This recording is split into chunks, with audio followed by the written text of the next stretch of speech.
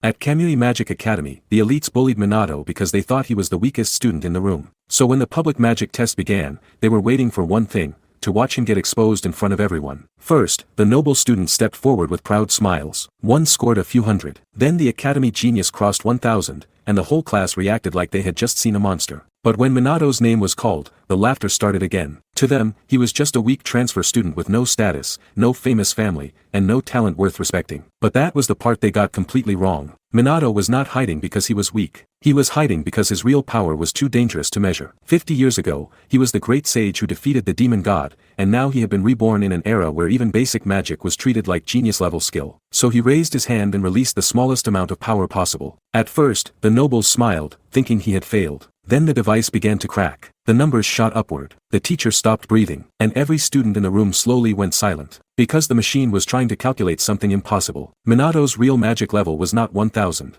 It was 99,990,000. And in that moment, the elites finally realized the boy they bullied was the one mage even demons used to fear. A red sky hangs over 1970 Japan. The city is completely engulfed in flames and thick smoke. It feels like the literal end of the world is happening. Tokyo Tower is snapped in half and burning. Something massive is clearly tearing the entire city apart. Soldiers hold up glowing magic circles to form a defensive wall. The defense unit is using everything they have just to stay alive. Officer Sato screams at the top of his lungs for his men to fire. He is desperate to stop this thing before they get wiped out. A massive explosion rips through the center of the battlefield. The sheer force of the blast is enough to level a block. But then a calamity beast walks out of the inferno without a single scratch. These monsters are built way differently than anything humans have faced. Officer Sato stares up at the creature with his mouth hanging open. He realizes his squad is completely outmatched. The soldiers stare at the smoke. Sato and his squad are completely frozen because their weapons didn't leave a single scratch. It is a total wake-up call for the entire defense unit. The calamity beast just looms over the wreckage like it is nothing. This monster is clearly on a different level than anything humans have faced. Sato starts sweating bullets and realizes they have run out of options. He admits they are finished, and honestly, looking at that thing, he is right. A massive orange blast fills the screen.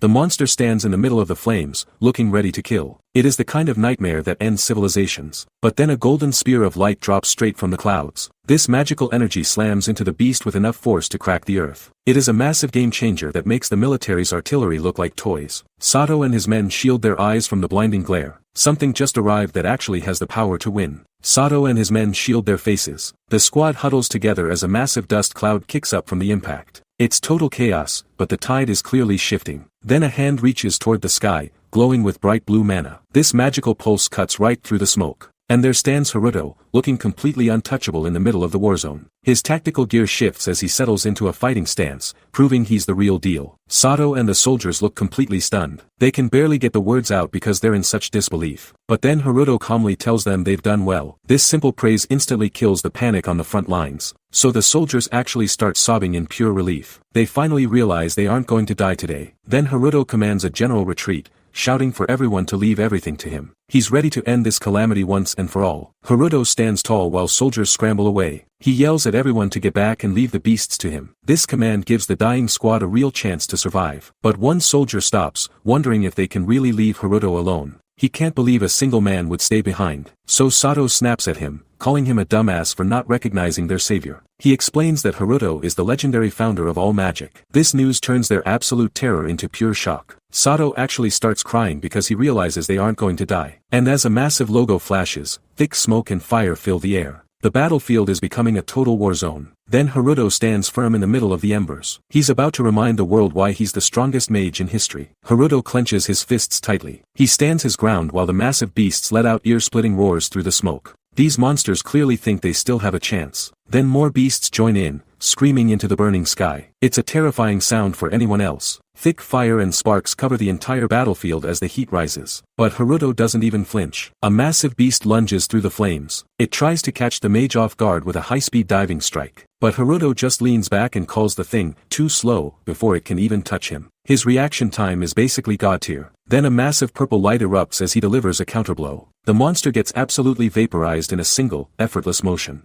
Haruto looks over his shoulder with a smirk. He's clearly just having fun with this warm-up. And then he reaches out his hand to let his mana truly fly. A blinding purple energy blast shoots forward and completely swallows the area. The shockwave is so massive that it levels every remaining threat in sight. This isn't a struggle, it's a total one-sided slaughter. Debris floats in a purple light. The mana settles into a burning orange wasteland. Haruto's blast was so intense it actually changed the atmosphere. One massive beast manages to stand up in the middle of the fire. Even after that magic blast, some of these things refuse to stay down. Haruto adjusts his dark duster coat. He looks completely unbothered and tells the monsters to just come at him. He's basically treating a world-ending threat like a mild annoyance. Red energy spikes explode as more beasts surround him from every side. So Haruto just stands his ground as 4 massive demons close in. He's outnumbered, but it feels like they're the ones in trouble. The camera pans to the red sky. We get a glimpse at how this nightmare actually started for the world. It turns out these monsters didn't just hit one spot, they showed up everywhere at once. Buildings are crumbling while hulking beasts hunt down the civilians. This is the moment humanity realized they weren't at the top of the food chain anymore. Bullets spark against a monster's chest. Rifles are useless because lead just bounces off their skin. It's a slaughter as more bodies pile up in the rubble. Glowing circles appear before the survivors. People start tapping into magic out of desperation to stay alive. This new power becomes the only tool capable of actually hurting the invaders. Magic users fight the giants. The world finally finds a way to fight back against the monsters. It's the only tool they have left to survive. A mage blasts a beast's head, and the war drags on for a whole decade as humanity clings to survival. It's a bloody stalemate that never seems to end. Text flashes over the screen. We're back in the present where the legend finally steps onto the battlefield. Now it's finally time for the fight to start. Haruto stands in the middle of fire. He's the first and most powerful mage to ever exist.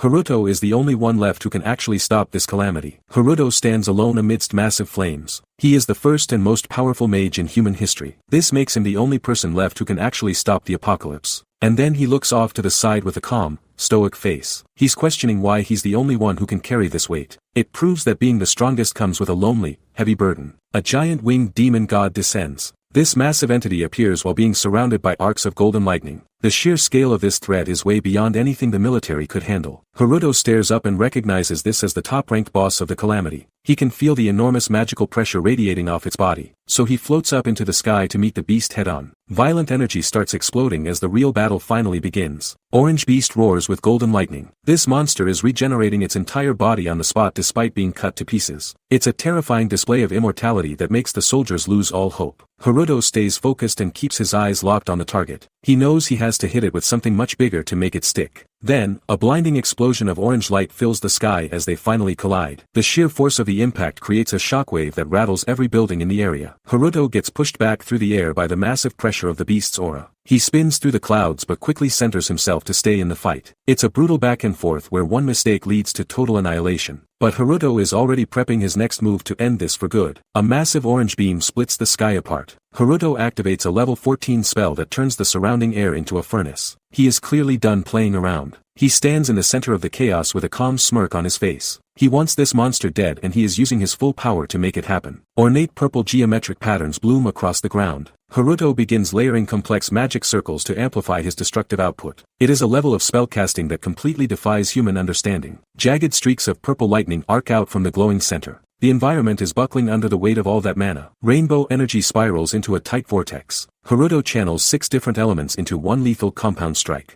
This is way beyond anything a normal mage could ever dream of doing. He thrusts his palm forward as a brilliant green aura erupts from his body. He is finishing this right now. Giant brown vines shoot through the air. Haruto summons massive, twisted tree roots to ensnare the entire battlefield. He is literally reshaping the landscape to trap these monsters. Then, the green aura from his body spreads across the broken stone ruins. Even the environment is bending to his will now. Red impact effects flash against white light. A series of blinding magical detonations ripple through the combat zone. This raw output is vaporizing anything in its path. And purple electricity arcs out as the different spells fuse together. The sheer friction of his mana is creating a localized lightning storm. Haruto grits his teeth through purple sparks. Haruto lets out a strained grunt as he pushes his mana output to the absolute limit. Saving the city is clearly taking every ounce of his focus. But a prismatic pillar of energy detonates in one final, massive burst. This is the peak of his power level. Haruto stands amidst a pillar of light. He stares forward as he channels every drop of mana into a blinding flash. It's a level of power these soldiers haven't even dreamed of. And then a massive explosion of energy completely erases the monsters from the street. The sheer heat from the blast turns the concrete into a molten mess. Radiant beams of light shoot between the skyscrapers like holy spears. The calamity is finally being forced back by Haruto's raw will. Red embers rain down over the city. Haruto begins to drop from the sky as the magical storm starts to settle. Even a hero has a breaking point after an output like that. He plummets toward the ground while the red sky reflects off his silver hair. It's a long fall, but he manages to stabilize himself just before hitting the asphalt. Haruto lands on one knee, gasping for air as his mana completely evaporates. He saved everyone, but he's left with absolutely nothing in the tank. Haruto huffs while kneeling on the ground, covered in blood after a clash that has clearly pushed the world's strongest mage to his breaking point. Red energy spikes erupt as the environment tears apart, making it feel like the apocalypse is actually happening right now. Haruto stares up at a lavender-haired spirit backed by a colossal, fiery demonic silhouette, which is honestly a ridiculous level of power. He realizes he's facing the demon god, the strongest monster in existence, and knows this is an impossible wall even for a legend. Light begins to swirl around his battered body as he tries to gather his remaining mana, though he knows he can't keep this up. Haruto admits he can't win at this rate, and his internal thoughts confirm he is officially out of options. The lavender spirit stands stoic beneath a dragon-like beast,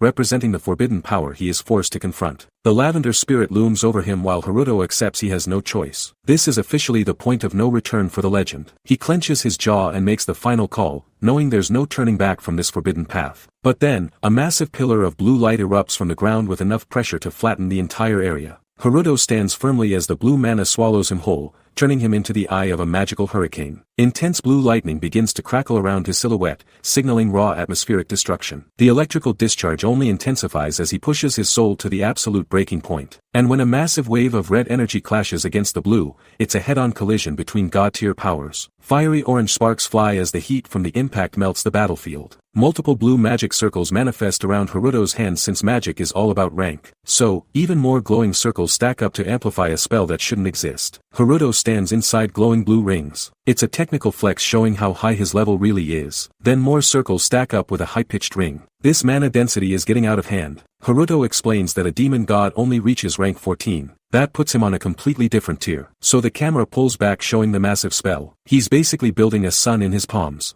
But a star-patterned circle begins to glow intensely. This is the final stage of the technique. And his hand presses against a giant seal. One touch is about to trigger a meltdown. Then bright light beams shoot toward the sky. The sheer pressure is warping the air. Haruto declares his limit is the 15th rank. He's literally breaking the rules of the world. His blue eyes lock onto the target. There's no turning back from this choice now. A blinding flash of white energy explodes. This is the end of his life as a legend. Bright blue sparks fly from a hand. Haruto pours his final drops of mana into a desperate, glowing reach. This is a total gamble with his very soul. The words, 15th rank innocent void, burn into the air. He's triggering a forbidden spell that defies every law of magic known to man. A pillar of electric blue energy screams toward the heavens. The pressure is so intense it's literally erasing the surrounding world. Blinding white light swallows the entire frame. This massive explosion is scrubbing the battlefield clean of the 1970 calamity. Within the storm, the lavender-haired figure and a demonic silhouette flicker briefly. These are the ancient forces Haruto just unleashed to save humanity. The energy peaks until everything fades into a pure white void. The legendary founder is gone, leaving behind only a silent, empty sky. The white glare slowly fades away. The blinding explosion clears to reveal a peaceful, deep blue sky. It's a quiet contrast to the earlier chaos. Then the camera pans down to a massive, scorched wasteland stretching toward a distant city. The battlefield is empty of enemies. It looks like the forbidden spell actually worked. Shimmering blue particles rise from dirt. These magical embers drift upward from smoking debris in a small crater. It's the final residue of the power Haruto just burned through.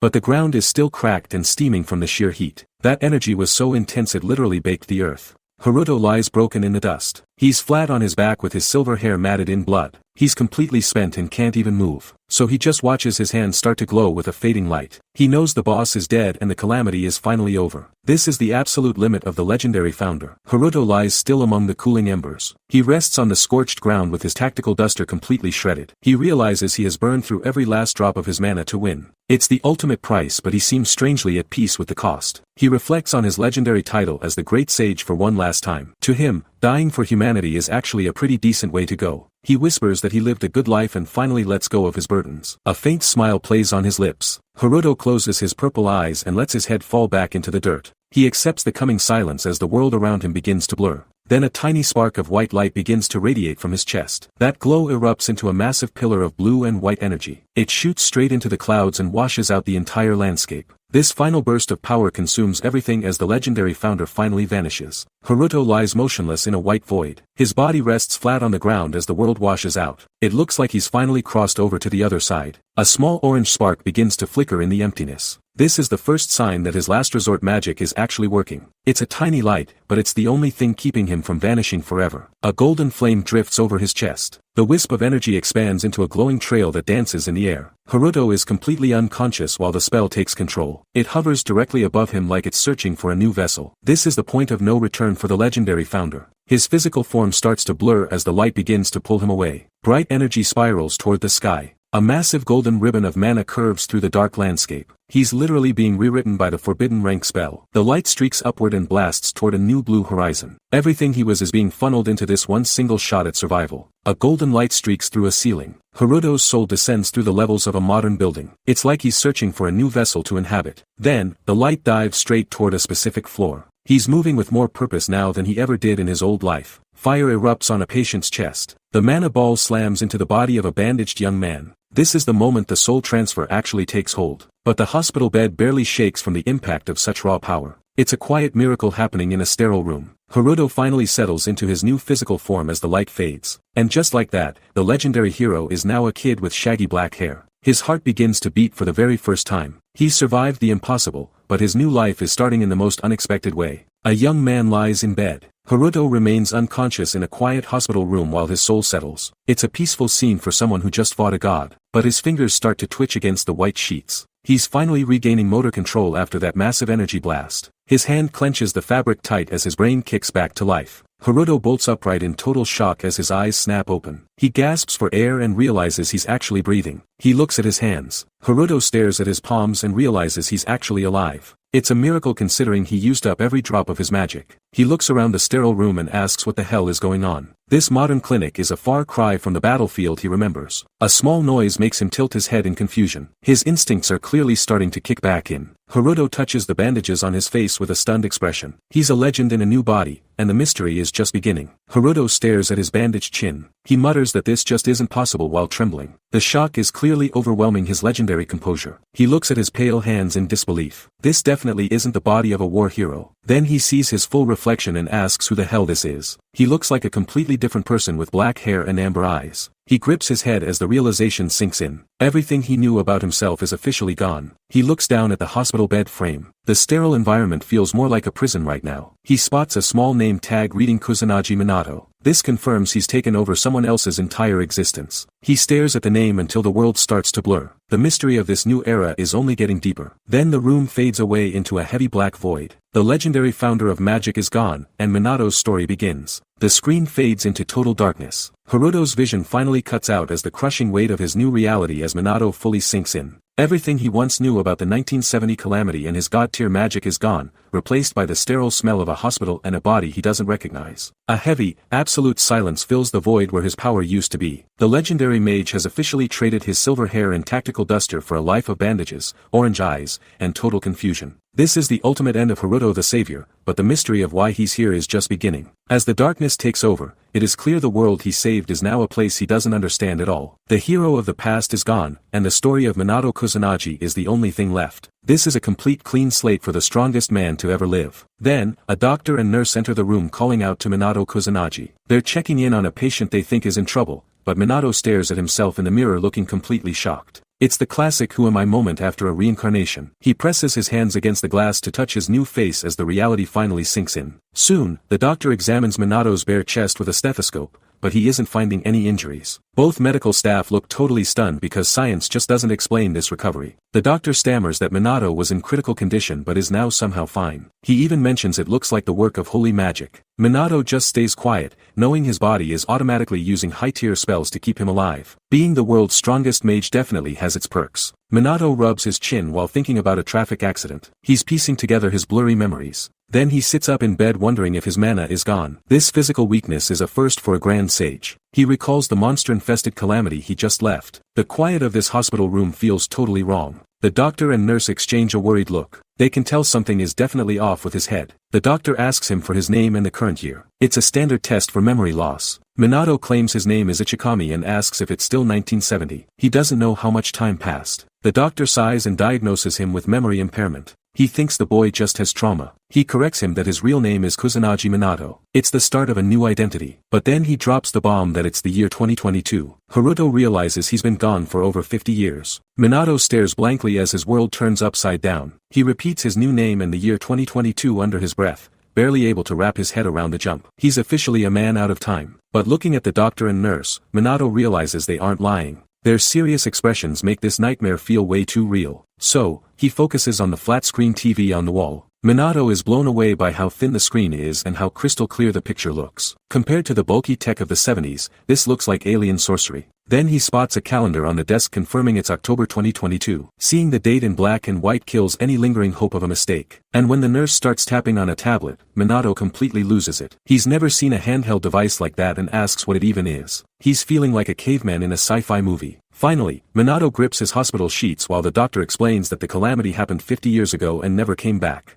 His sacrifice worked, but his world is gone. Minato stares at his trembling hand. He's in total shock that the calamity is over and asks what happened to the monsters. The doctor tells him the world is peaceful now with only a few small creatures left. Minato looks away as the news finally starts to sink in. He realizes his ultimate sacrifice from 50 years ago actually worked. He lets out a breath and whispers a quiet thank you to the ceiling. It's the first time he's felt any peace since waking up. Violent purple flames consume a demon. This is the memory of the great sage's final, world-saving spell during the war. He poured every drop of his mana into those glowing magic circles to seal the evil away. But back in the room, the doctor sits with his fingers interlaced. He tells Minato that he simply can't be the hero from the history books. Minato just watches him with a hollow expression while thinking of his past. He died that day, so this second chance is a complete mystery. Minato's wide eyes fill the screen. Haruto realizes his soul is now stuck inside the body of a boy named Minato Kusanagi. He has no idea how he crossed time or why this happened. Then the scene fades into a bright white void of total confusion. It is a complete reset for the legendary sage. Fluffy white clouds drift across the sky. A few weeks pass by as he gets discharged and heads to a massive gray apartment block. This new world is way more crowded than he remembers. Minato steps through the front door and scans his new living space. He is officially checking out the life he just inherited.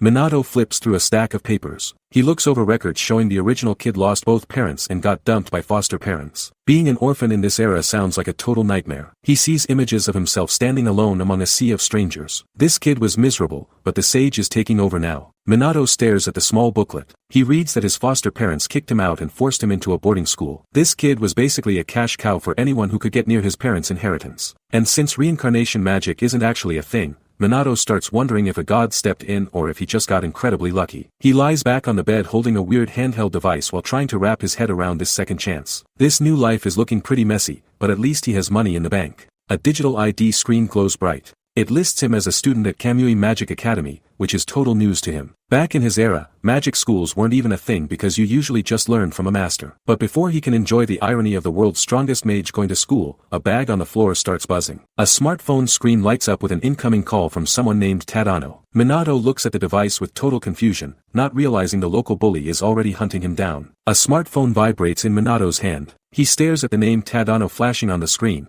having no idea what he's looking at or who is trying to reach him. He's mostly just confused why this little piece of glass is buzzing like an angry insect. But Minato quickly loses interest in a gadget and decides he doesn't really care. He casually tosses the phone over his shoulder, letting it fly across the room. It hits the floor with a thud and stays there. This legendary mage has better things to do than play with toys. A notification lights up the screen. It's a demanding text from Tadano, telling Minato to get to school because the bully is running out of money. The guy clearly thinks he's still in charge of Minato's wallet. But the sun rises over a clear sky, signaling the start of a very different day. Minato eventually makes his way to the front gates of the massive Kamui Magic Academy. Students are everywhere, walking past the huge castle-like spires of the campus. Minato takes it all in, curious to see what these modern mages are actually learning. Minato stands before a massive school building. He walks through the gates of Kamui Magic Academy and takes in the huge modern campus. It's a bit weird going back to school when you're technically a legendary old man, but he's actually feeling a little excited. He stops for a second, his expression shifting as he catches a glimpse of some training nearby. He expected greatness, but his initial look suggests things aren't going to plan. A student casts a small fire spell. A random kid with green hair summons a tiny magic circle to blast a training dummy with a pathetic spark of fire. To the other students, this looks normal, but to a great sage, this is straight up embarrassing. Minato stands there sweating, completely horrified by the low quality of the magic and the weak power levels on display. He can't believe how far the world has fallen while he was gone. He looks around at the other students chatting and showing off, realizing the bar for talent is basically on the floor. If this is the peak of modern magecraft, Minato is going to be a god among ants. Students walk past as Minato panics. He's literally screaming in his head about how pathetic the magic is here. It's a total disaster compared to his old era. Then Minato grabs his head like he's having a full-blown breakdown. He can't believe the average power level is barely a tenth of what a beginner used to have. So he stares at his hands, wondering if these kids even count as magicians. It's honestly insulting to his legacy. Minato walks down the hall looking defeated. He realizes everyone is just too comfortable and drunk on peace to actually train. The decline of magic is way worse than he imagined. But then he spots the sign for Class 2A hanging above a door. He steps inside to find a room full of teenagers just hanging out. This is officially his new classroom. He calls it a blast from the past, but he isn't exactly thrilled to be starting over with these amateurs.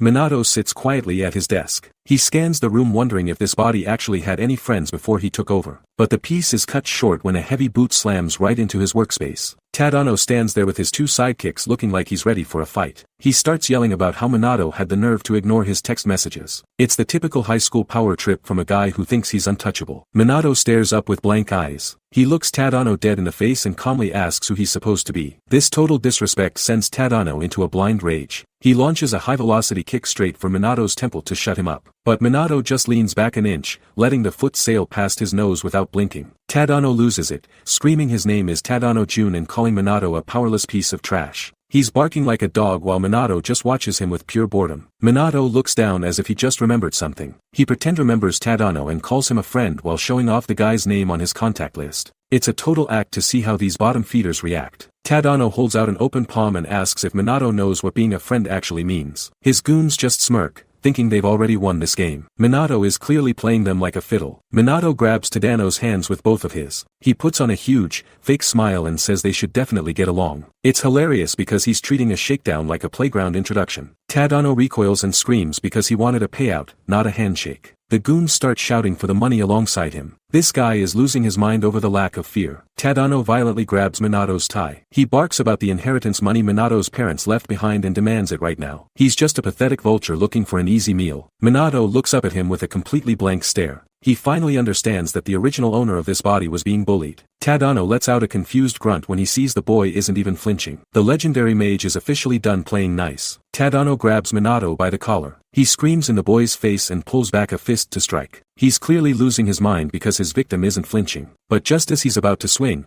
a girl with blue hair walks through the door. She offers a cheerful greeting and smiles at the room. Her arrival completely kills the aggressive vibe. Tadano immediately drops his fist and wraps his arm around Minato like they're best buds. He's desperate to keep up his image in front of her. Then he leans in and whispers a final warning into Minato's ear. He calls him a scrub and tells him to remember his place. Tadano finally storms off and kicks the wall on his way out. Minato doesn't say a word and just calmly adjusts his tie. The legendary mage is definitely done playing games with these kids. He's forced to sit through a history lecture about his own past life. The blackboard lists his old name and his sacrifice during the Great Calamity. It's the most awkward thing he's ever heard. The teacher talks about the world being doomed. While his classmates nap, a flashback shows Minato standing inside massive magic circles. He fires a huge beam of light to end the war. His power was just built different. Blue-haired Mizuha looks at text bubbles. The history lesson explains how the legend defeated the demon god alone. It is basically a bedtime story. Then the teacher asks who this ancient hero was. Mizuha shoots her hand up instantly. She is clearly the top student here. Mizuha's eyes sparkle while she speaks. She calls him the only survivor and the very first magician. Her fangirling is reaching dangerous levels. She says he is the idol of every magician ever. The teacher confirms he was the pioneer of magic. Minato is just dying of secondhand embarrassment. The teacher gestures while lecturing the class. He claims the legendary founder was the greatest magician in history. It's hilarious since the guy is sitting right there. Then the teacher warns everyone this will be on the test. Minato starts screaming internally for it to end. He can't handle being his own homework. Minato shakes at his desk while blushing. He's dying from the sheer secondhand embarrassment of the lesson. This is basically psychological warfare at this point. He hunches over and regrets ever coming to school. Being a legend is just torture. But his eyes sharpen as he remembers the doctor's words. Minato's sharp eye narrows during a deep thought. He wonders if this era's peace is why magicians became so pathetic. It's a pretty fair theory given what he's seen. He rests his head on his hand while a bird flutters past. The silence of the classroom actually feels decent for once. Minato looks out at the clear blue sky. He's finally finding a little bit of zen in this new life. Then the loud school bell rings to signal the end of the lesson. The teacher tells everyone to pack up and drops a bombshell. He says the magic power assessments are happening tomorrow. Now things are finally going to get interesting. Tadano leans across the wooden desk with a sneer. He mocks the upcoming magic assessment, trying to bait a reaction. Minato just sighs and starts walking toward the door. He's honestly just bored of this amateur drama. But then Tadano crosses the line by mocking Minato's dead parents and calling him an orphan. The bullies start laughing like they actually won something. Minato stops dead and gives them a chilling look. He finally snaps and calls Tadano a total moron to his face. Minato looks back with total indifference. Tadano loses his mind and starts screaming. Tadano's ego is glass fragile. Sparks fly in a dark silhouette. A massive pillar of fire erupts, sending desks flying. Minato doesn't even flinch as the room is destroyed. Classmates stare with wide, terrified eyes. Tadano charges through the flames, unleashing magic. Tadano's actually trying to kill him. Bright orange magic circles fill the screen. Tadano unleashes a massive firestorm, turning the entire classroom into a literal furnace. But Minato just stands there with his hands in his pockets, completely unfazed. He's treating a lethal attack like it's a light summer breeze. A blue-haired girl falls back in terror. She screams about the danger while the heat waves blast right past her face. Tadano lunges forward with his magic circle, but he can't even land a hit. Minato looks bored while the world around him literally melts. Minato Kusanagi adjusts his uniform collar. He stands perfectly still while a fireball erupts behind him, turning the room into a wall of heat. He's so over the drama that the fire doesn't even make him blink. Then, the magical blast tears through the class, swallowing everything in sight. It's clear his power is finally leaking out, and the scale is terrifying. Bright orange flames explode across the screen. Tadano unleashes a massive fire spell that turns the entire classroom into a literal furnace. The guy has totally lost his mind over a minor argument and didn't hold back at all. Yuka watches the chaos and screams that using magic for a petty squabble is strictly forbidden. She's genuinely panicked because a blast that big is usually meant to kill. Tadano just snarls back and yells that Minato was the one picking a fight. He's already making pathetic excuses before the embers even hit the floor. It's a desperate move for a bully who just tried to incinerate a fellow student in broad daylight. Heavy gray smoke drifts over the floor tiles. The intense heat finally fades and leaves the room buried in a thick, suffocating haze. All the other students are frozen in silence as they stare at the impact zone. Then a dark silhouette slowly begins to move from the middle of the cloud. Nobody in that room thinks it's possible to survive a point-blank hit like that. But Minato walks out of the fog looking like he's just finished a relaxing walk. His uniform isn't even singed and he looks completely bored by the whole situation. Yuka stares at him with her jaw dropped in absolute disbelief. She can't wrap her head around how a supposed failure just neutralized a lethal spell without breaking a sweat. Minato stands calmly amidst the cooling smoke. He casually tosses out a, "You got me," like the fire attack was a total joke. He's completely unbothered by the firestorm that just ripped through the classroom. A teacher with a red tie starts to arrive as the chaos settles. Tadano stares in pure horror while his blue-haired buddy looks like he's seen a literal ghost. They just can't believe Minato took that massive fire hit head-on without a single scratch on his uniform. This power gap is starting to look more like a canyon than a simple difference in rank. The teacher's hand grips his belt tightly. He demands to know what's happening after feeling that massive mana spike from the hallway. Minato just keeps his poker face on like he's got absolutely nothing to hide from the faculty. He starts walking away from the scene while thinking to himself that he's been way too patient lately. He was trying to treat these students like the children they are, but they're clearly pushing their luck way too far now. He realizes that keeping his cool might not be enough if they keep acting out like this. The rest of the class trembles in fear. Everyone is sweating and looking around to see who actually triggered that massive explosion. Minato stares ahead with those piercing purple eyes, looking totally detached from the chaos he just caused. Tadano and his crew are practically shaking in their boots as the tension in the room hits a breaking point. And then, a massive pillar of blue mana starts to surge into the air behind him. This is the real, raw power of the great sage, and it's about to blow everyone's expectations out of the water. Blue light swirls around Minato's legs. He stands there completely unfazed as his mana starts to overflow into the room. This energy is so heavy that the students nearby find themselves physically paralyzed. They can only watch in terror as the air begins to vibrate with raw, ancient power. Yuka Mizuha stares with wide eyes, trying to process how a supposed failure is outputting this much energy. The purple glow gets even thicker, swallowing the desks and the floor in a hazy mist. It looks more like a natural disaster than a simple student spell. This isn't just magic, it's a total override of everything they thought they knew about mana. Minato walks through the purple mist. He moves toward Tadano with a steady, haunting pace that screams total dominance. The bully is frozen solid, his face covered in sweat as he realizes he's in way over his head. He's finally seeing the massive gap between a loudmouth and a legendary sage. Minato's purple eye gleams through his hair like a predator locking onto its prey. That single, cold look is enough to break Tadano's spirit entirely before a word is even spoken. But then a sharp, crashing sound rings out from the hallway, making the whole room jump. This noise forces the tension to snap instantly as the students scramble back to their senses. The school's authority is about to walk in and see exactly what kind of monster just woke up. Sharp words cut through the heavy smoke. The teacher's voice booms across the room as he demands to know who was reckless enough to cast a spell indoors. Minato just stands there with his head tilted down, looking like the absolute picture of innocence. Then he looks up with a perfectly fake smile and tells the man that nothing at all happened in the classroom. It is a bold-faced lie, but he plays it off with a level of calm that nobody expects from a transfer student. A man in a suit stands nearby. The teacher stares through the doorway while complaining about how modern magicians are always so keen on showing off. He is clearly suspicious of the energy lingering in the air,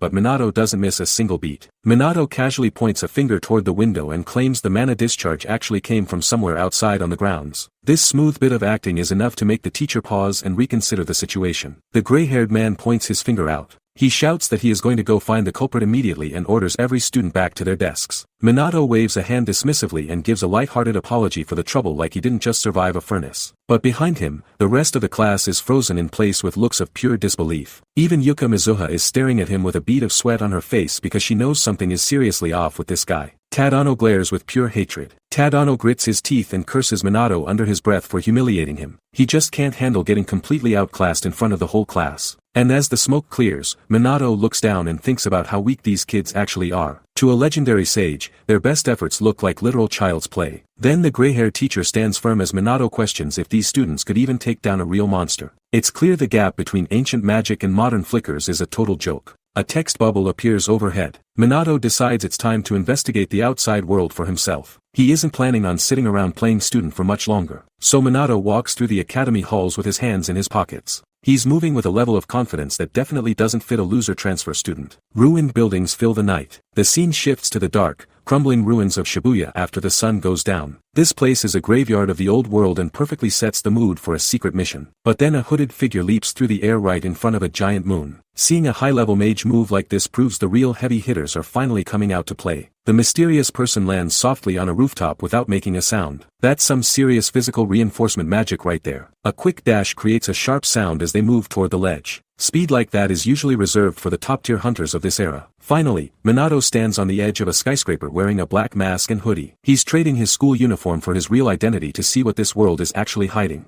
Bold blue characters flash briefly. Minato kicks off a glowing green magic circle to launch himself across the city skyline. This guy is basically flying through the air without even breaking a sweat. Under the full moon, bright green streaks of energy trail behind him like a comet. He's moving so fast that he's just a blur against the dark night sky. Another circle flares up under his shoe to boost his momentum even further. His mastery of mid-air movement is just leagues above what modern mages can do. Minato soaring in a black hoodie. He glides through the air while noticing that the local police have already handled the ruins. It seems like the immediate area is clear, but he isn't convinced the danger is gone. He pauses because he senses a massive monster's aura radiating from a huge distance away. His sensory range is honestly terrifying compared to the average hunter. Then he picks up the presence of a lone human trapped right near that monster. He can't just walk away when someone's life is on the line. Minato drops down and sticks a heavy landing on a stone rooftop to orient himself. He's locking onto the target and getting ready to move in. White chalk writing on a green board. Back in the classroom, the teacher writes out the details of the great calamity from decades ago. It's wild because the legendary hero they're talking about is literally just sitting there. The gray-haired instructor explains how Ichikami Minato sacrificed his life in 1970 to save the world. The kids in the back are probably napping, totally clueless that the great sage is their classmate. He goes on about how the final calamity brought monsters to every corner of the globe. Minato just listens to his own life story being told like it's some ancient, dusty fairy tale. A massive pillar of prismatic light. The great sage, Ichikami Minato, reveals his true thoughts on magic during this flashback. It's a level of power that modern mages can't even dream of. But then sharp, blue kinetic slashes cut through the air. These strikes are blindingly fast and leave no room for a counter. Next, vertical streaks of green energy rain down like a magic storm. This divine pressure completely locks down the battlefield. And beneath him, a massive magic circle erupts in a glow of ancient symbols. He's manifesting a spell that feels like the end of the world. This hit is so heavy it literally breaks the visual frame. Then we see a terrifying blue-haired beast with multiple red eyes crying out in despair. Even a monster this strong realizes its life is over in a heartbeat. A young girl with short blue hair sits paralyzed on the ground, watching the carnage. She's completely helpless as the world around her crumbles. But the threat grows as two skeletal dragon heads with rows of glowing eyes loom over her. These things look like nightmares pulled straight from the deepest abyss. So, a giant blue shockwave slams into the ground with a deafening roar. It's total destruction, leaving absolutely nothing standing in its wake. Finally, a hand reaches down through the smoke to finish the fight. This is the true, unfiltered power of the great sage. A bone-white dragon face snarls with red eyes. The monster opens its jagged maw to prepare for a lethal strike. It's a literal nightmare that would freeze most people where they stand. Then sharp red action lines tear across the screen. The energy is peaking as the monster tries to crush everything in sight. This proves the sheer hostility of the magic being used. And the beast unleashes a deafening roar that shakes the very ground. The creature is trying to assert its dominance over the entire room. This is the kind of power that usually ends in total tragedy. Orange streaks of light fly across the top. The scene cuts to a white void as the force of the blast clears the room. This shift makes the coming reveal feel even more impactful for the viewer. And a giant blue sound effect character appears against a dark background. The vibration from the impact is so loud you can practically feel it through the screen. It's the sound of a total beatdown finally reaching its peak. Minato Kusanagi stands protectively over a crying girl. He's glowing with a calm blue aura as the massive beast looms in the shadows. He looks like a guardian deity showing up at the absolute last second to stop the slaughter. So Minato Kusanagi glances back with a sharp purple eye from inside his dark hood. He doesn't need to say a word to show he's in total control of this situation. Then the girl stares up with wide, tear-filled eyes while clutching her chest in disbelief. She realizes she's looking at a police magician who just saved her from certain death. This is the moment Minato Kusanagi proves he's on a completely different level than any other mage. A dark hoodie with glowing blue edges. Minato turns his back to the girl as his mana begins to fade into the night. He's already moving on before she can even process the scale of his power. The girl tries to shout out a thank you, but the words get stuck in her throat. She's completely paralyzed by the overwhelming presence he just displayed. And then she just watches his silhouette disappear into the shadows. It's clear she's never seen a magician at this level before. Yuka touches her chin while looking stunned. She realizes she was just saved by someone she considers a top-tier, legendary magician. This encounter is definitely going to be burned into her memory for a long time. But Minato is already blocks away, thinking about how lucky he was to keep his face hidden. He knows that being recognized as the great sage would make his life a total disaster. So he decides to stick to the shadows while he adjusts to this new era. It's the only way he can keep his quiet school life from falling apart. Sharp purple eyes look out from the hood. Minato realizes that even the professional police magicians have become pathetic compared to his time. The standards for magic in this world have dropped way further than he ever imagined. And it's not just the students at the academy, even the pros are basically amateurs. He finds the whole situation almost laughable as he navigates the dark streets. Then a tiny, confident smirk plays across his lips. He's starting to realize that he really is the only true power left in this world. Minato pulls his dark hood up and smiles. He looks ready to vanish into the night as a glowing blue magic circle forms under his boots. He's prepping a high-speed movement spell that would leave any modern mage in the dust. Then he leaps into the air and soars across the sky. He crosses the entire district in a matter of seconds without making a sound. The dark buildings of the city flash by as he makes his way home. This effortless travel shows just how much he's been holding back. So the screen goes totally black as the night ends and a new day begins. A large jagged crystal stands in the room. The teacher announces they'll be measuring magic power and attributes using this massive device. This is the big moment for students to prove they have what it takes to be mages. And the teacher reminds them to get an accurate reading on both their mana amount and their element. It's the standard procedure that most students actually look forward to. Minato looks at the device with wide eyes. He's genuinely shocked that these people need a machine to sense something as basic as mana. In his mind, it's proof that the magical knowledge of this world has hit rock bottom. He rubs his forehead as a bead of sweat rolls down his face. Dealing with this level of incompetence is starting to give him a serious headache. But Yuka is watching him closely from across the room. She's wondering if now is the right time to approach the mysterious transfer student as the testing begins. Two students whisper while watching Minato. They're stunned because Yuka, the class's top student, is actually engaging with the mysterious transfer student. Yuka locks eyes with him and admits this is the first time they've actually spoken. Minato just gives her a blank look and asks what exactly a magic noble is supposed to be. Yuka practically freezes in disbelief that someone could be this ignorant of the world's power structure. She quickly explains that her family is one of the 4 legendary noble houses that lead all magicians. It's pretty wild seeing a top-tier student have to explain basic society to the world's strongest sage. Minato looks away while thinking to himself. He remembers his original era and knows for a fact that these noble titles never existed in the past. An image of a bubbly blonde girl from his old life flashes through his mind as he processes how weird the present has become. He turns his attention back to Yuka's mana and realizes her power is actually quite weak. To him, the supposedly elite magic of these prominent families is just lackluster and unimpressive. He's spent his life around true monsters, so this current standard of excellence feels like a total joke. Yuka glares at Minato with a pout. She snaps at him to be more grateful since she's basically doing him a favor by talking to him. Meanwhile, Tadano is in the background looking like he's about to explode from pure jealousy. He watches Minato yapping away with the girl of his dreams and starts gnashing his teeth in spite. Minato just scratches the back of his head with a confused expression, totally oblivious to the mounting drama. The more Minato talks, the more he manages to accidentally piss off every person in the room. Minato looks at Yuka with a sweat drop on his face while she clutches her chest. He honestly thinks she's acting a little crazy because she's totally losing her noble composure. Yuka stares back intensely while her mind races with thoughts about how he survived that fire yesterday. She's convinced there's a massive secret behind his insane durability. She opens her mouth to finally grill him on the details, but a sudden shout from the teacher cuts her off. The magic power assessment is starting right now, and everyone has to get in line. Yuka decides to back off for a second, figuring she'll just see his real power during the actual test. It's the perfect chance to see if this transfer student is a fraud or a monster. Tadano walks toward the testing crystal while surrounded by a flaming red aura. He's acting like he's the main character and brags about his mighty self being up next. He slams his hand onto the glass sensor to begin the official measurement. The device immediately erupts in bright orange flames and displays a score of exactly 1000. Tadano celebrates by pumping his fist in the air, looking absolutely thrilled that he beat his previous personal record. He thinks he's the big man on campus now that everyone is watching his high score. But the mood shifts as Minato calmly steps up to take his turn at the machine. He stands there with his hand on his chin, looking totally bored while he prepares to show them what a real sage can do.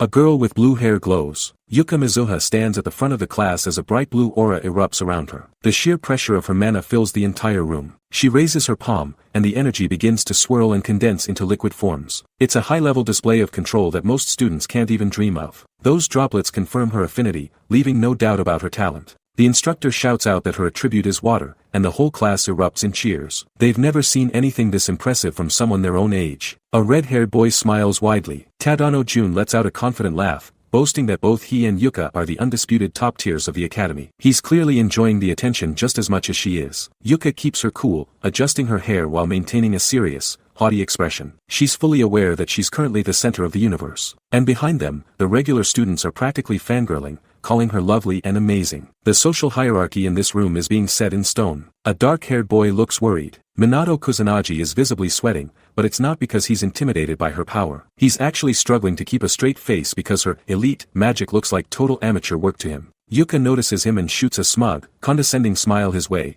asking if he's finally realized the gap in their status. She really thinks she's teaching him a lesson in true power. So Minato just looks away, thinking the whole situation is absolutely unbearable. He's reaching his limit with how much these people overhype basic tricks. Minato looks sideways with a small sweat. The other students are already gossiping about how he was ranked dead last in the academy. They're basically treating him like he's a total waste of space. Then Tadano Jun starts hurling insults, calling him talentless and trying to bait him. He's clearly trying to humiliate Minato right in front of Yuka to look big. But Yuka just stands there with a condescending smirk on her face. She's absolutely certain that a failure like him isn't even worth her time. Minato stares blankly with a bored face. He's internally sighing while trying to figure out his next move in this test. The gap between his past life and these kids is so big it's actually exhausting. So he starts wondering if he should just hold back a little bit. He really doesn't want to blow his secret by accidentally destroying the building. And as he glances back at the elite duo, he realizes they're just waiting for him to trip over his own feet. It's almost time to show them exactly how wrong they are. Heavy purple text fills the frame. The air feels like lead as a massive sound vibrates through the floor. It's the signal that the real evaluation is finally starting. Then Minato steps forward and simply extends his right hand toward the target. He begins to release a tiny portion of his actual latent mana. But even his weakest output looks like a literal natural disaster to these amateurs. Rainbow light and lightning surge around him in a violent storm of power. The entire room is swallowed by a massive explosion of energy as he lets it rip. Minato's eyes sharpen as he narrows his focus. He decides he's going to give it his all just to see if this modern tech can actually handle him. Minato wants to test the absolute limits of what this era calls a magic measurement device. Since the school claims it can measure any power, he's going to let it try to handle a great sage. A violent surge of rainbow mana begins to erupt from his palm. The sheer pressure is already cracking the floor before the spell even fully forms. It's a level of mana output that shouldn't even be physically possible for a human student. Massive purple energy arcs across the entire hall. The air starts to scream as the measurement crystal overflows with pure, unadulterated mana. It's clear this device was never designed to process this much raw energy at once. A blinding white light swallows the entire testing area,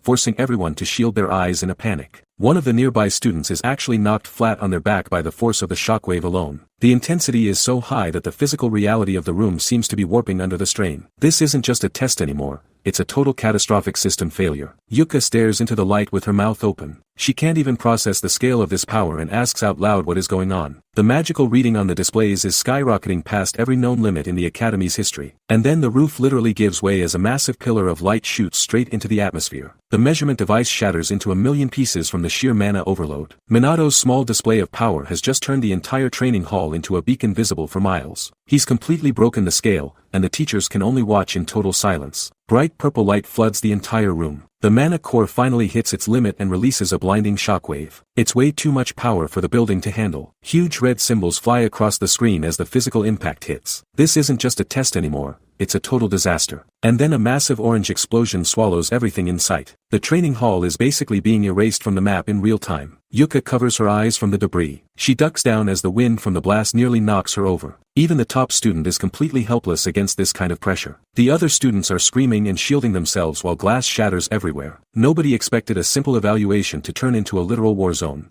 Tadano Jun just stands there with his mouth hanging open. He can't even begin to process the level of magic he's seeing right now. Minato stands perfectly still in the smoke. He keeps his hands in his pockets while the dust settles around him. He looks like he's just waiting for a bus instead of surviving a magical nuke. He thinks to himself that luckily nobody here is actually strong enough to sense his true power level. He's hiding his god-tier status in plain sight. The instructor runs over through the wreckage shouting to see if anyone is hurt. He's terrified that he just let a student die on his watch. He reaches Minato and desperately asks if he's okay. Minato just gives him a blank stare and says he's fine. The instructor stares at the smoking ruins of the testing machine. He's never seen a measuring device get blown to bits like this. This guy is literally sweating through his shirt right now. He tries to rationalize it by thinking the machine must have been defective. It's the only way his brain can process the sheer power he just witnessed. But Minato just stands there with a blank face and asks if breaking the equipment is a bad thing. He honestly has no clue he just shattered the school's entire ranking system. Tadano sits on a bench looking completely drained after his earlier defeat. The instructor explains that the plan for picking groups changed because the testing phase was a disaster. He tells Tadano to take Minato into his squad for the upcoming field exercise. Tadano's face instantly shifts into a creepy, shaded-eye grin. He agrees with fake enthusiasm while his buddy looks on in confusion.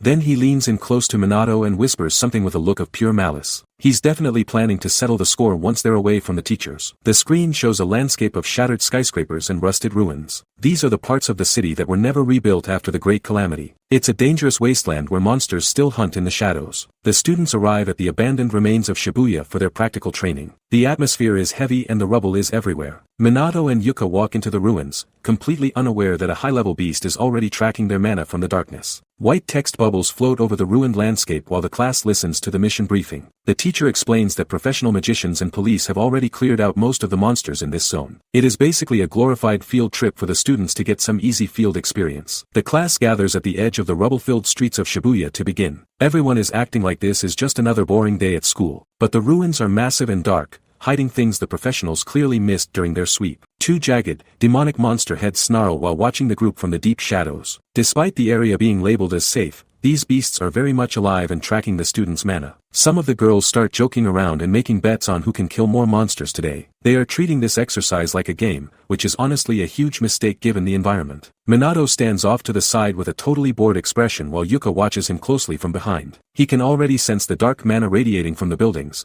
and he is not impressed at all. The instructor waves his hands and shouts for everyone to officially start their practical training. He reminds the students to stay in their assigned groups and focus on teamwork to stay safe. Of course, that is the exact moment Tadano Jun decides to start more drama for the group. He plants his boot on a concrete ledge right behind Minato and calls out to him with a smug look. A finger points toward a shaggy-haired boy. Tadano orders Minato to stay back and stop being a burden to the group. It is a desperate attempt to look strong in front of their classmates. Minato just leans against a crumbling wall and tells the hothead to ignore him if he is such a big problem. This level of indifference is clearly hitting a nerve. Tadano screams that Minato is literal trash while his face contorts with a manic level of rage. The bully is losing his cool before the monsters even show up. Confusion flashes across a young man's face. Tadano demands to know why a top-tier student like Mizuha is paying any attention to a failure. He cannot handle the idea of someone else taking his spotlight. Minato looks genuinely puzzled by the sudden, aggressive outburst. It shows just how little he actually cares about this school drama. Then, he casually asks if Tadano simply has a crush on the girl. That single question sends Tadano into an absolute psychological tailspin. Orange flames erupt around a spiky-haired student. Tadano finally snaps and lets his mana explode in a fit of pure, jealous hatred. He is ready to commit a serious crime right there in the middle of a field op. He charges up a bright magic circle and swears that Minato is a dead man. It is a pathetic display of power compared to what is about to happen. Minato does not even flinch and just tells the guy to look behind him. Tadano pauses with a confused look as the real threat finally arrives on the scene.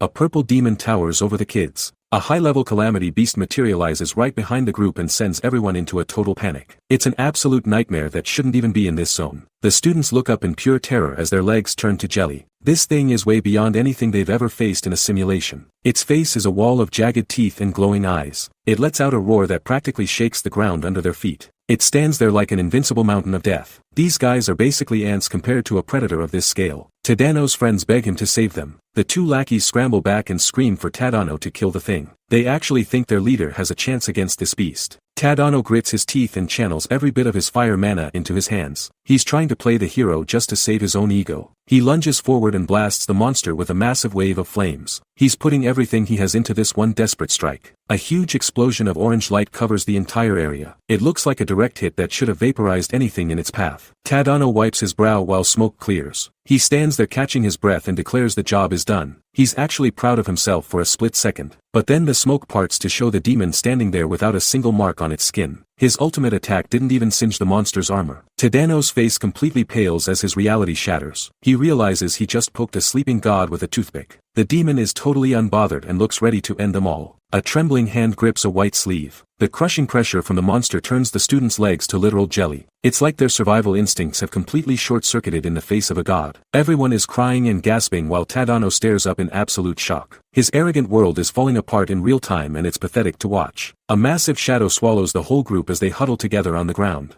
They look like cornered animals with absolutely nowhere left to run. Tadano's face is a mess of tears as he realizes he's going to die here. He's finally understanding how small he actually is compared to a real threat. Then, a puddle forms on the cracked pavement beneath his feet. He's so paralyzed with fear that he actually wet himself in front of the whole class. Sharp metal claws hang over a crying boy. The calamity beast looms closer with its purple eyes glowing with a lethal, predatory hunger. It's officially done playing with its food and wants blood. The monster's giant hand reaches down to claim its very first victim. But right behind the panicking Tadano, Minato is just standing there looking completely bored. He hasn't moved an inch or even bothered to take his hands out of his pockets. While everyone else is praying for their lives, he's just watching the beast like it's a minor annoyance. Dark purple mana begins to swirl around the demon's body with a heavy, vibrating hum. It's charging up for one final, bone-crushing strike. So the beast lunges forward with everything it's got to end them all. It's a terrifying move that would normally mean certain death for any human. Minato walks past the crying Tadano. The kid who was just talking big is now a pathetic puddle of tears on the floor. Minato doesn't even spare him a glance as he casually steps toward the looming monster. He drops a simple, chilling question. Which of us is stronger? It's the ultimate reality check for a bully who finally understands how powerless he really is. Thick purple mist swirls around the beast. The creature is charging up its dark mana to rip everyone in the vicinity apart. But Minato just stands his ground as a blinding blue light erupts from his body. This massive surge of energy is so intense it's literally cracking the pavement. The sheer pressure coming off him makes the high-level calamity look like a complete amateur. A massive red magic circle appears. The beast lets out a terrified, high-pitched shriek as the realization of its death sinks in. Minato holds out a single hand, manifesting a complex geometric seal that glows with ancient, forbidden power.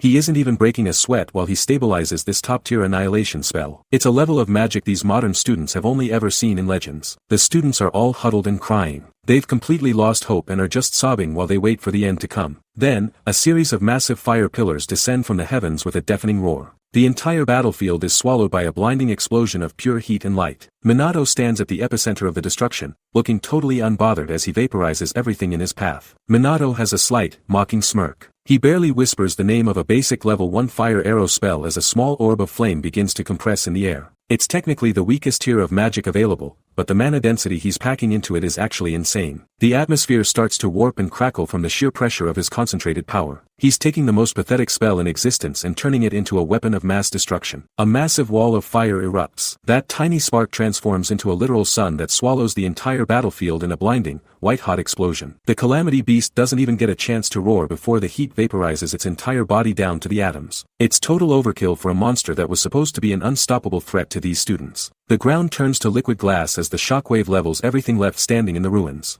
Minato walks through the falling embers. He just stuffs his hands into his pockets and strolls out of the smoke like he's walking home from a boring chore. Yuka and the other students are paralyzed, staring at the massive, smoking crater where the beast used to be. Tadano is physically trembling, his eyes wide and his face contorted in a mix of pure terror and jealousy. He looks like he's about to have a total breakdown as he screams out, demanding to know what the hell just happened. Minato walks through the lingering embers while a voice in the background screams that this is impossible. He realizes his basic level 1 magic is actually enough to vaporize a demon soldier, which is a pretty bad sign for the modern era's power level. He keeps his hands in his pockets, strolling past the destruction with a chillingly calm expression that says he's done this 1,000 times. It's weird to him because he personally cleared out these monsters just yesterday, yet here they are again. His eyes narrow as he starts to wonder if the situation is actually way more pressing than he first thought. He isn't even sweating, while the rest of the class is still struggling to even stand up. A vision of a little girl crying over her teddy bear in a world of fire flashes through his mind. Minato looks down, his face darkening as the weight of the past starts to press on him again. This isn't just some school exercise for him, it's about making sure the tragedy of the great calamity never repeats itself. He stares at the scorched ground for a second, clearly lost in a painful memory of what he couldn't stop centuries ago. If another disaster is truly coming, he knows he's the only one left with the power to stop it. The silence in the ruined city is heavy as he processes the growing threat. Tadano looks up at Minato's retreating back with his mouth hanging open in total, soul-crushing disbelief. He finally admits to himself that the guy he called a failure just soloed a high-level demon soldier with zero effort. Minato makes a silent promise to himself that he'll save everyone this time around, no matter the cost. But over on the sidelines, Tadano is completely losing it and slams his bare fist into a solid stone wall. The concrete cracks under the impact, but that's nothing compared to the total destruction of his social standing. He grits his teeth so hard you can practically hear them grinding, trembling with a mix of raw terror and absolute, burning rage. Yuka Mizuha kicks things off by casting a level 1 aqua saucer at a charging monster. It is a low-tier spell, but her execution is absolutely flawless. The spinning water disc slams into the beast with enough force to stop it dead in its tracks. She is clearly just showing off for the rest of the class at this point. Blue magic circles spin around Mizuha's hand. She shreds the monster into pieces without even moving from her spot. The other students watch the display with their jaws on the floor,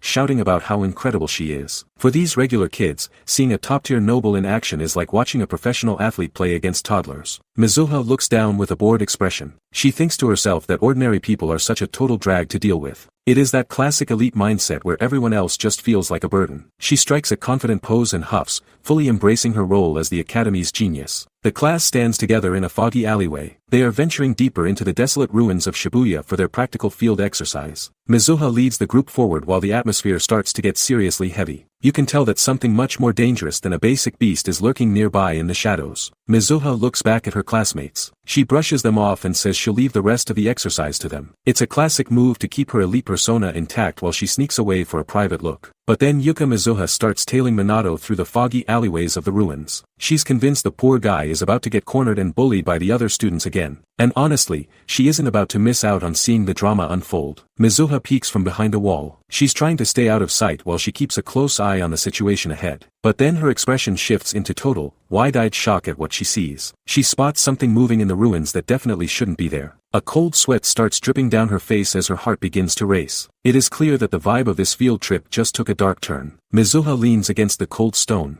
She gasps as she realizes a literal demon soldier has appeared in the center of the ruins. It's a high-level threat that has no business being in a student training zone. The monster looms over the group with massive wings and a glowing purple energy. Mizuha realizes instantly that the class is in way over their heads. Her hands start shaking as she clutches her skirt in absolute terror. Mizuha grits her teeth with pure determination. She tells herself she has to step up and help the class right now. She's terrified, but her noble pride is finally kicking in. Mizuha plants her feet and prepares to charge straight into the chaos. Being a member of the elite Mizuha family means she can't just watch her classmates die. She sprints through the narrow ruins shouting for everyone to run for their lives. But her warning is cut short before she can even finish her sentence. A deafening impact echoes through the area with a sharp, violent crack. The sheer pressure of the sound stops her dead in her tracks. Mizuha turns her head to see a blinding red light erupting right behind her. Whatever just happened is way beyond any student's level of magic. Intense orange flames consume the entire frame. Shards of energy and debris fly through the air in a chaotic mess. The raw power being unleashed here is honestly sickening to witness. A massive explosion completely engulfs the alleyway in a massive pillar of fire. It looks like a tactical nuke just went off in the middle of a training zone. Mizuha huddles down and groans as the searing heat washes over her. She's lucky she wasn't standing any closer or she'd be total toast. Glowing sparks and stone fragments slowly drift down toward the scorched earth. The silence following the blast is almost more terrifying than the explosion itself. The lingering afterglow of the spell starts to fade into the rising dust. This isn't a training exercise anymore,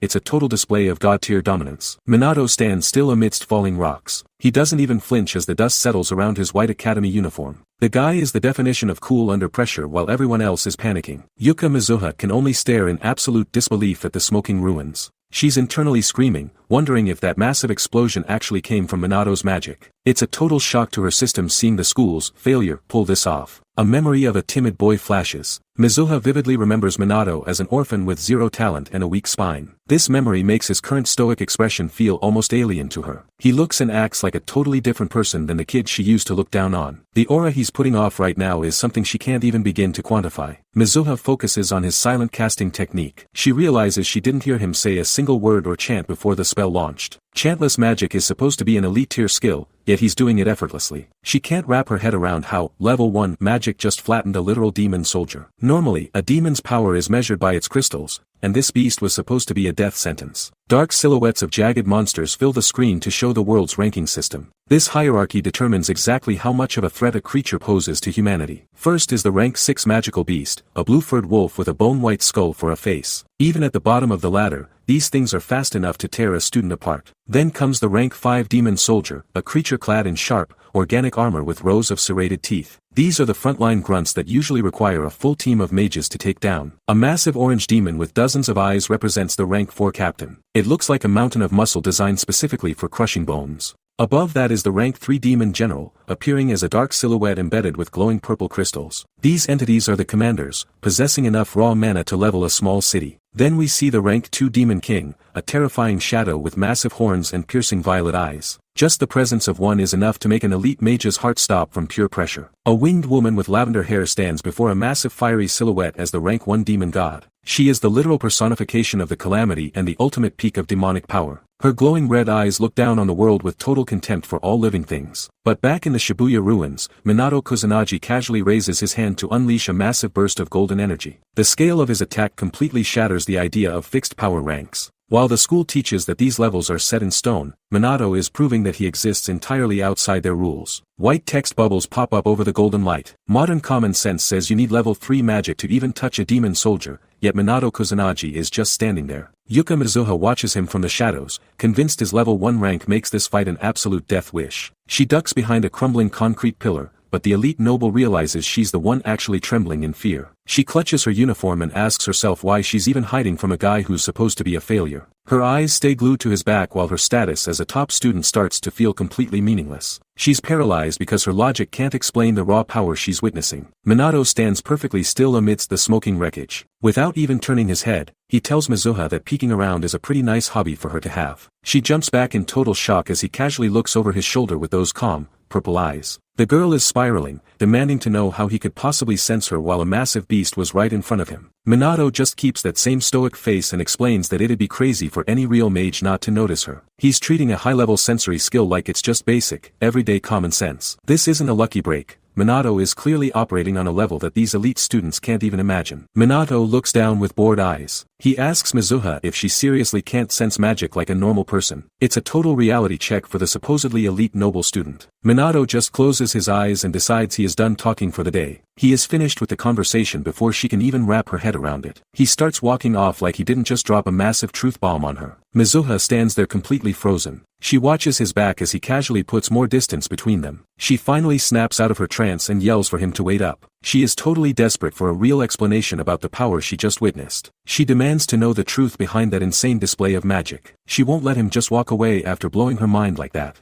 Mizuha stops at the very edge. She looks down into the massive crater he left in his wake while watching him. From high up, Minato looks like a tiny speck as he continues through the rubble. He moves with a level of confidence that doesn't belong to a regular student. He reaches a stable ledge and mutters that things are going good. He is already planning his next move while the rest of the class is still paralyzed by fear. Minato scratches his cheek looking totally bored and annoyed. He mutters, "Good grief," because he knows he can't just leave these guys to die. He stands on a high, jagged ledge to get a better look at the broken city. This position gives him the perfect vantage point to survey the damage. Then he fires off a detection spell that turns the whole area into a glowing purple grid. He is scanning the entire battlefield for threats like a pro gamer. Minato stares at the glowing map while tracking every monster signature. He sees the demon soldiers are gone, but the place is still crawling with magical beasts. He thinks back to how the elite Tadano completely folded under the pressure earlier. If the top-ranked guys are this useless, the average students are basically just walking snacks. So he decides he's going to have to thin the herd himself to keep everyone safe. Golden light pours out of Minato's body. He looks completely relaxed and even lets a small, confident smile slip onto his face. He confirms that his current magic range is enough to cover the whole Shibuya station area. Then two giant golden magic circles manifest in the air right in front of him. He is prepping a map wide clear like it's just a casual morning workout. A bright golden glow fills the screen. Minato stands right in the center of the light and casually raises one hand toward the sky. He looks like he's just reaching for a high shelf, but the air around him is literally buzzing with raw mana. Then a massive, intricate magic circle starts spinning right above his palm. This is way more energy than any student in this era should ever be able to handle. It's honestly total overkill for a simple training exercise. Golden streaks of light blast from the circles. Minato calls out the name Magic Barret,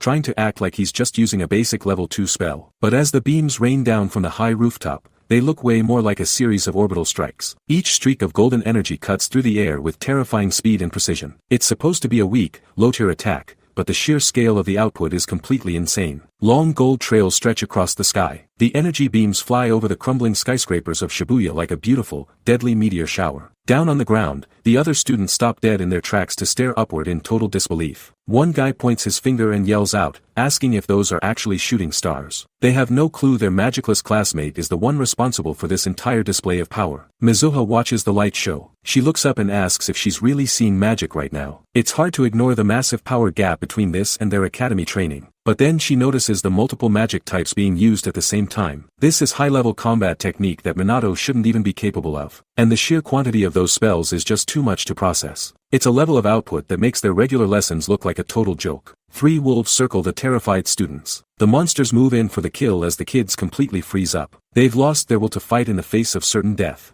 But one of the blue beasts doesn't wait and launches its body forward with a roar. It's a blur of fur and bone aiming straight for the kill. The monster swings its massive claws at the girl with red pigtails. She covers her eyes because she's totally helpless against that kind of power. The beast stops with a confused look. The wolf pauses mid-swipe with a look of pure confusion on its face. It senses a power level that shouldn't even exist in this zone. The girl stares up at the giant monster in terror while waiting for the end. She's bracing for the impact, but the strike never actually connects. A pathetic whine escapes the monster's throat as a golden flash erupts. Its predatory confidence is erased in a single second. Minato's massive energy beam slams into the beast's skull. It's an effortless one-shot kill that leaves the survivors in total shock. A hand reaches for a collar. Tadano scrambles over to the fallen student and asks if she's okay. She's still paralyzed on the pavement while the monster's remains dissolve into thick smoke. The danger is gone but the trauma is definitely sticking around. But high up on a crumbling ledge, Minato gazes down at the chaos with his arms crossed. He watches the golden streaks of magic pummel the city ruins like a literal god. He quietly thinks to himself how good it feels to finally cut loose and kill them all. It's clear he doesn't see these things as threats, just target practice. Beams of light strike the beast. A final ray of energy slams into the Lupin monster to finish the job. Minato doesn't even break a sweat as he maintains the massive spell. He looks totally unfazed by the sheer destruction he's causing. And as the smoke starts to clear, his expression shifts into something way more anxious. He looks down at the wreckage and wonders if he used way too much force. He starts sweating and questions if he just revealed his true identity to the entire academy. The golden energy lingers in the air as the beast is completely erased. Smoke clears over the defeated beasts. Minato looks down at the pile of dead calamity beasts littering the ground. His supposed weak spell turned the entire training zone into a total graveyard in seconds. He stares at the carnage while wondering if he accidentally went way too far this time. Even for a student with zero magic, this level of destruction is completely impossible to explain away. He finally realizes the sheer scale of the mess he's made and it's hitting him that he's in deep trouble. Minato scratches his head looking stressed. Minato rubs his hair and admits he ended up killing almost every single monster in the area. The guy is genuinely sweating because he just ruined the entire class exercise for everyone. He knows the other students won't be able to proceed with their training since there's nothing left to fight. His attempt at being low-key has officially backfired in the most spectacular way possible. He mumbles to himself about needing to hold back his power if he wants to survive school. He's the only person on Earth who finds being a god-tier sage a massive inconvenience. The screen fades to black as he tries to figure out his next move before the teachers arrive.